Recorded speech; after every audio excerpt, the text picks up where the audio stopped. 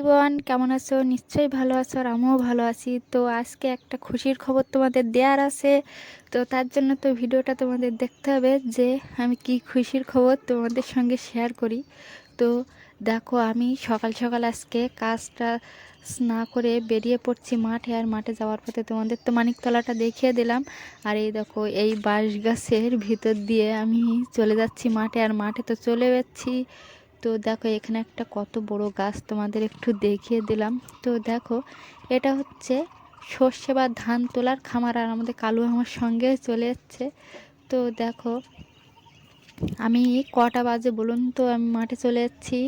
দেখো, এখনও কিন্তু অনেকটাই কুয়াশা আছে। আর এই যে শ্যালো মেশিন, এইখান থেকে কিন্তু সবাই জল নেয়, নিয়ে ধান খেতে দেয়। তো আমি একটু ভালো করে দেখিয়ে দিচ্ছি তোমাদের শ্যালো মেশিনটা কোথার থেকে জল যায় আর কি।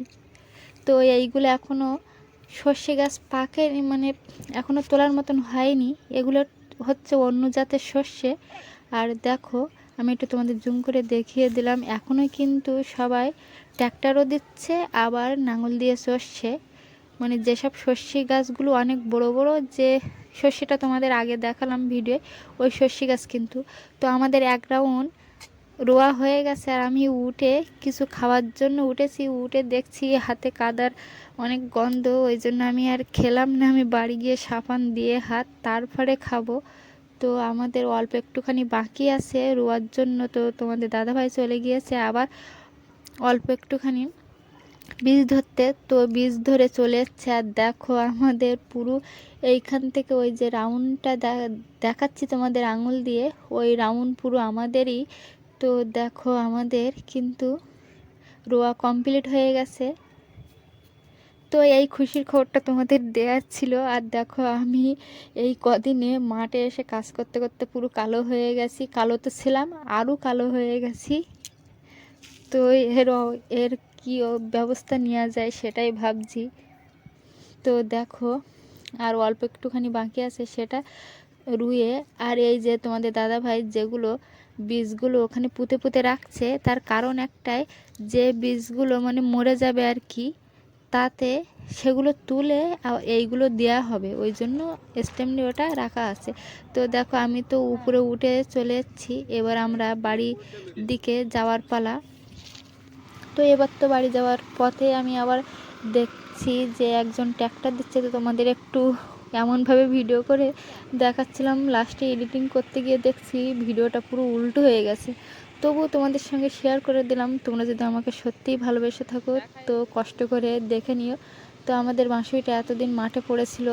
তো আজকে বাঁশুড়িটাকে বাড়ি নিয়ে আসার পালা। আর নিয়েও এসেছি, নিয়ে দেখছি আমাদের এর পাশের বাড়ি, মানে আমাদেরই শরিকেরা